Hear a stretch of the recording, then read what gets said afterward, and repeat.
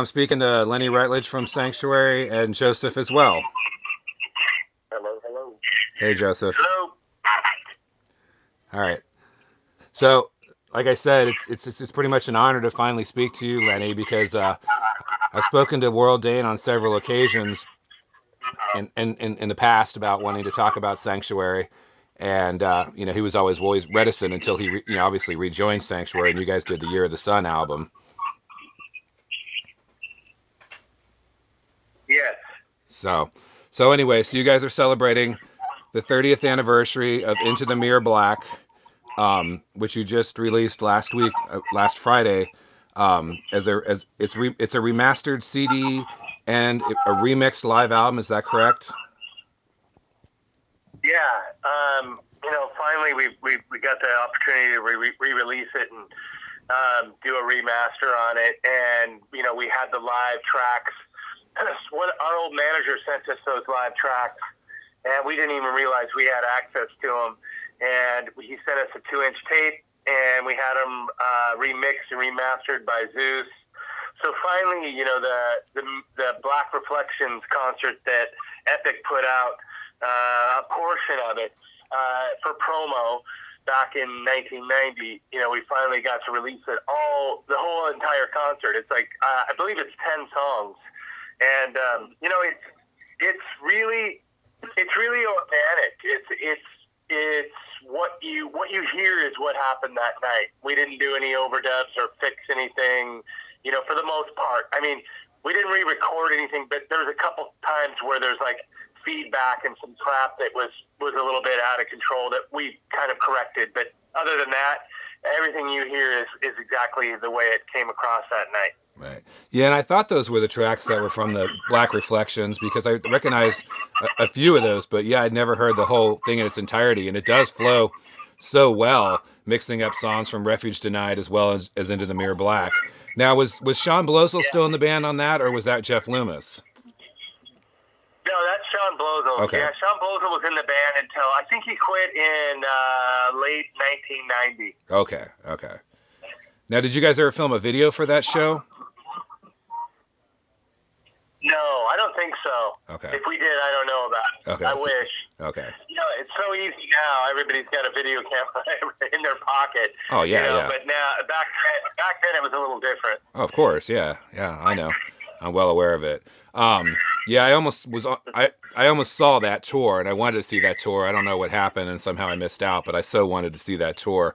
Now, I've always wanted to ask, I remember when I first purchased a cassette of Into the Mirror Black and saw that artwork, it was so different from Refuge Denied as far as, like, the court judge and passing judgment and everything. And it kind of reminded me of the Fates Warning video, Through Different Eyes, as well as Metallica, The Unforgiven. Who did the artwork for that cover?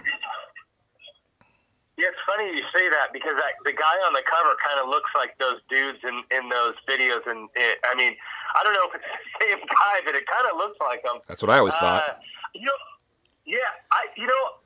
We'd have to look at the cover. I can't remember, actually, to tell you the truth, who did it. I know it's on the cover. I'm not always great at stuff like that, but that was kind of a concept that Oral and Sean came up with, and we really wanted to try something different. And I don't know if this is the type of thing that comes back to bite us or not, but we loved the first album and everything, and then the artwork on it, and that was done by Ed Repka. Right, of course. But we were trying to kind of get out of the just being labeled as a thrash band. Right. We consciously made that effort in the music and sort of the appearance of things as well. So I think that was sort of our direction that we were trying to go, and that's why that cover looks the way it looks. It's a little more, I guess it's a little more thinking man's metal, you know what I mean? And, sure. I don't mean that to sound derogatory or anything, but I just, we just kind of felt like that was more the direction where we were going at the time. So we thought the artwork fit really well with that. Now, was Worrell the main lyricist for all those songs Under the Mirror Black? Yeah, Yeah, absolutely. Okay, because yeah, those lyrics. I know that album from start to finish implicitly.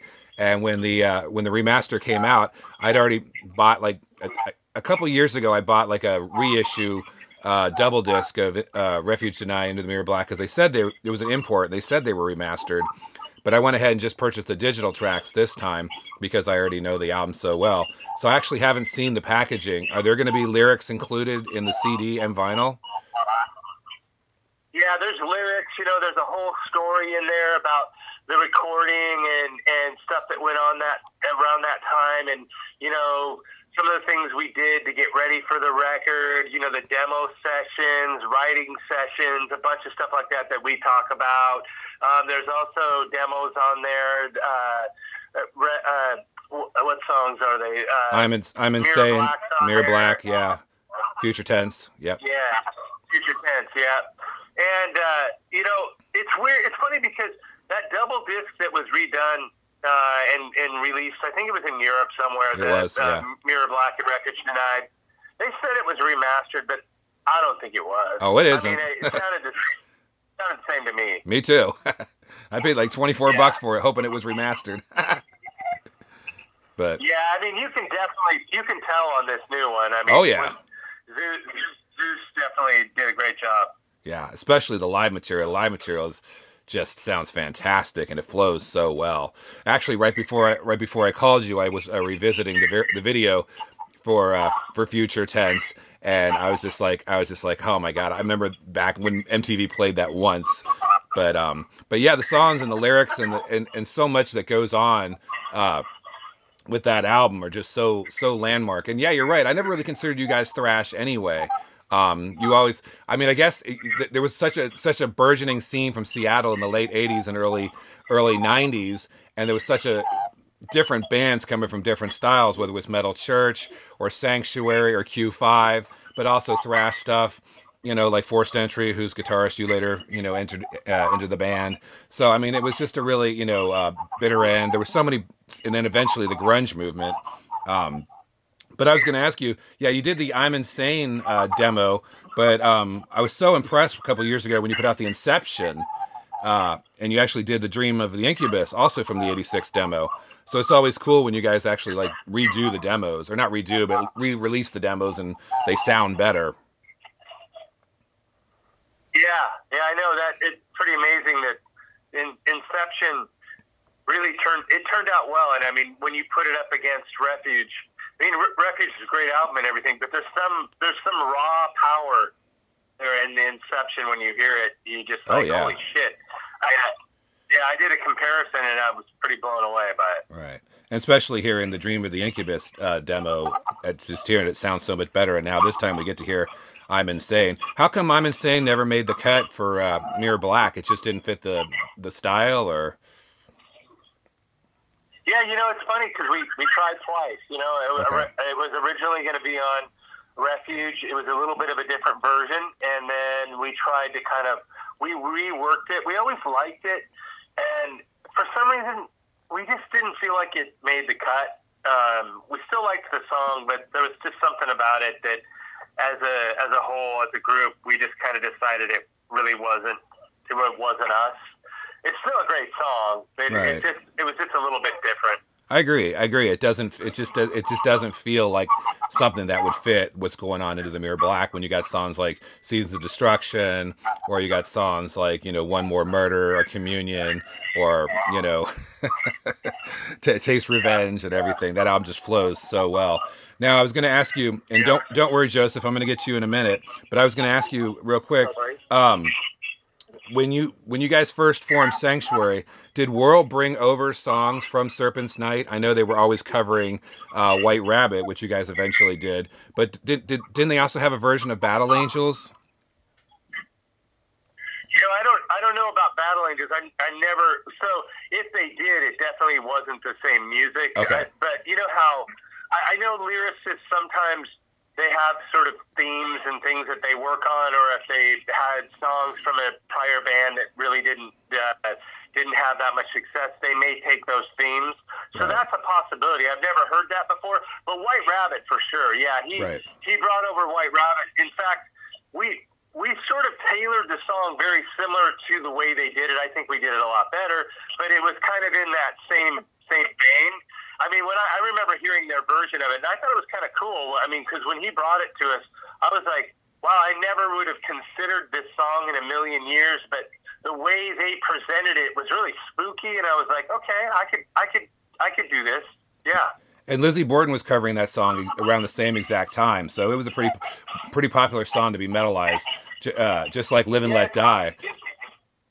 It's funny because when we went searching for record labels with Dave Mustaine, he literally took us around to a bunch of record labels, and we sat there and we talked to people, and I swear we had this conversation with Brian Slagle, and he said to us, he's like, you guys are going to do White Rabbit? You know, Lizzie Borden's doing it. And we listened to Lizzie Borden's and we thought, nah, ours is better. I agree.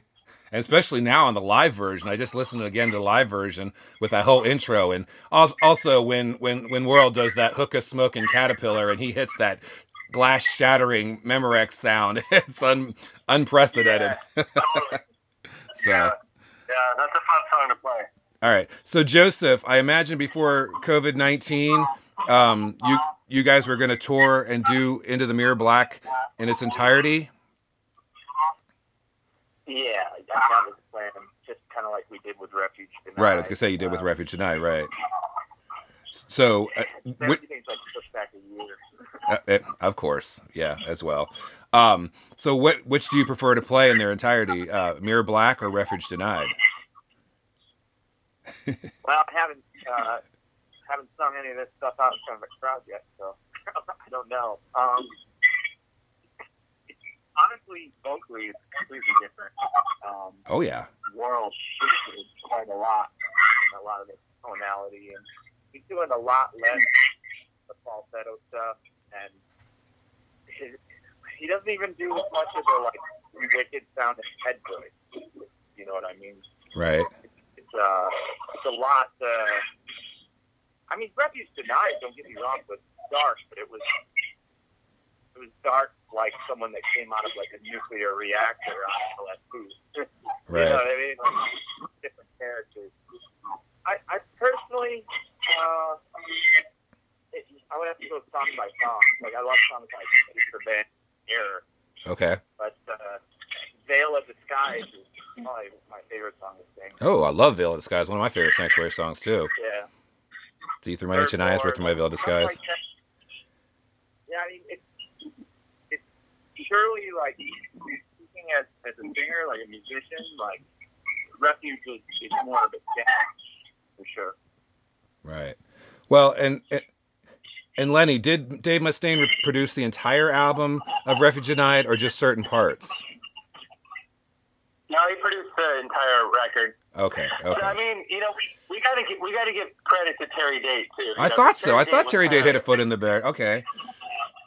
Yeah, Terry Date was there 24/7. You know, Dave was busy. He was doing a lot of stuff. So Dave would come in and we would work with Dave for a while, and then Dave would go off and, you know, we'd give Terry Date his marching orders and you know, and then Dave would come back and check on us and hang with us for a week, and we'd work on stuff. But yeah, Terry Date deserves a lot of credit for that as well. Okay, I thought so. I thought he would think. And the last time I actually saw Sanctuary was on the 70,000 Tons of Metal tour, the very inaugural cruise. So I got to see you guys. So I've actually never seen Joseph. I've actually never seen you front Sanctuary. I almost saw you on the Iced Earth tour, and then something fell through for me personally. And I never got to see you with Witherfall. Am I saying it wrong? Witherfall? Joseph, your band's called Witherfall, right? And then you also at one time fronted White Wizard, correct? Oh God! I swear I got a CD that has you on White Wizard. That's a yes. Oh, okay. I know. I remember when you first joined Sanctuary. Your name stuck in my head, and I went back and I looked at one of my White Wizard CDs. I'm like, yeah, he sang with White Wizard.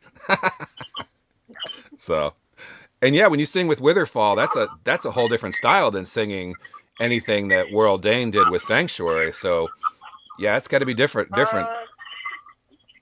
you know, like the thing is, with Witherfall, there's so many different things going on that I think just about everything you could possibly do is being covered. The thing about, like, when I started working with Sanctuary, it's just like that 80s style, like it's on Refuge Denied.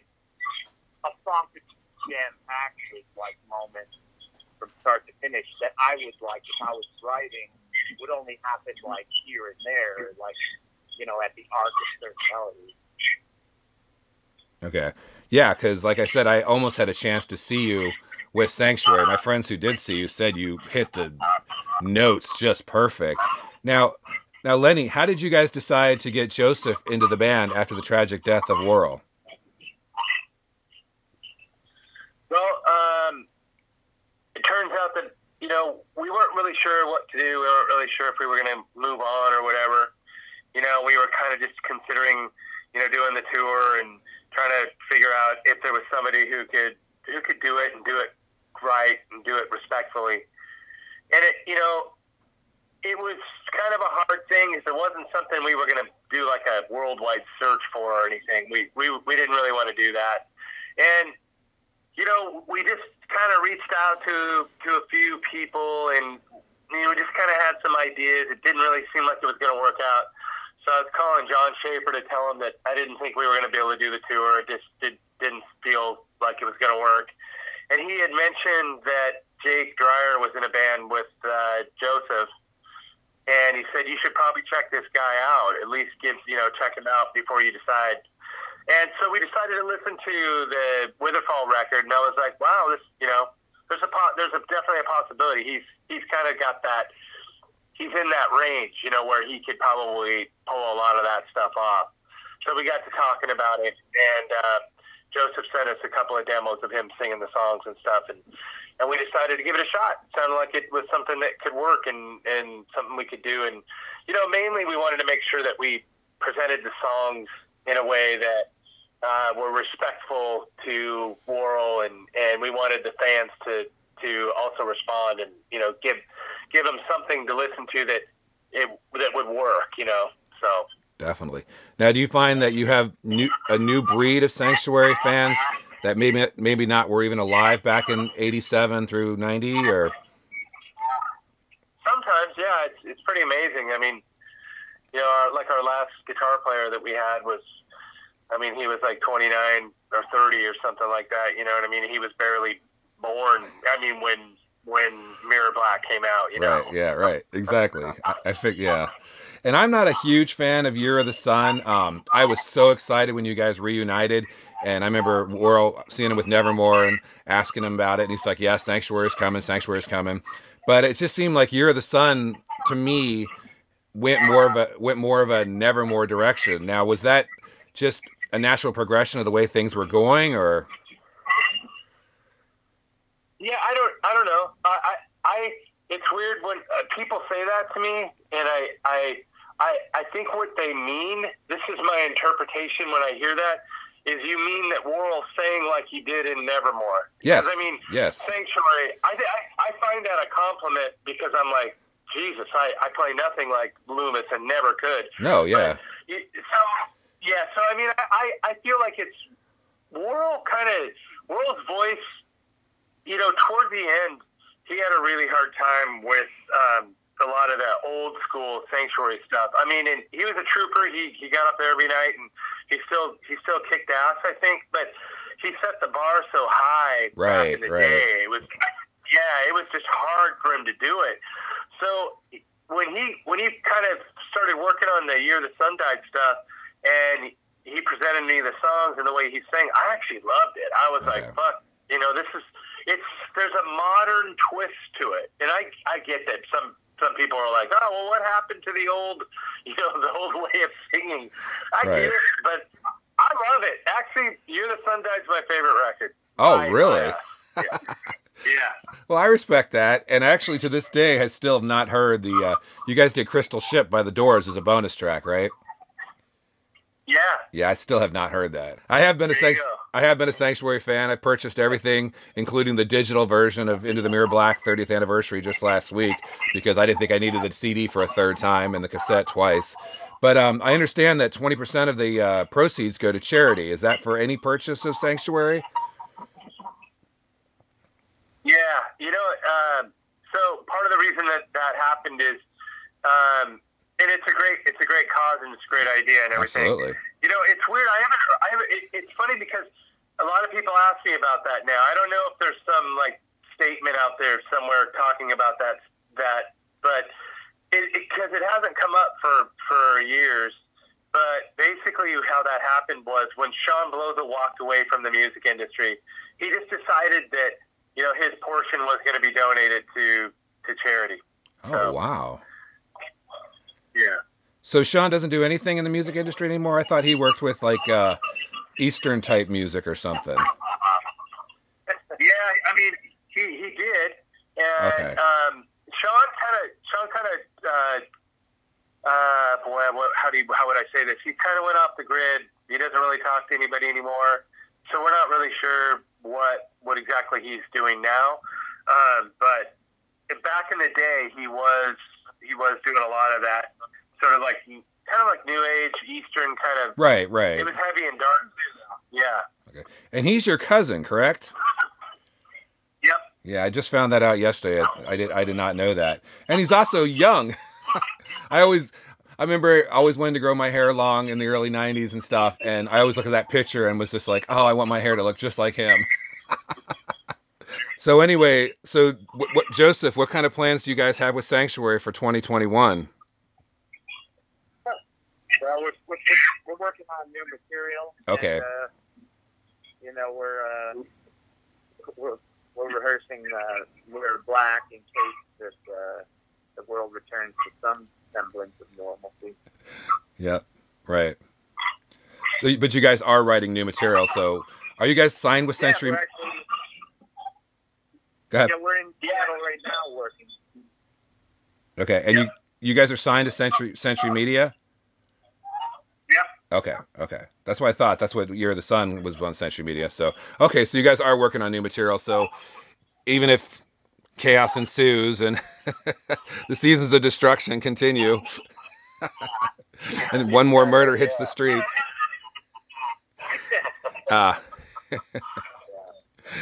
and we can look forward to new material. Yep. For sure. That's encouraging. That's good to hear. All right, well, guys, I appreciate you taking the time to talk to me. Obviously, like I said, I am a Sanctuary fan.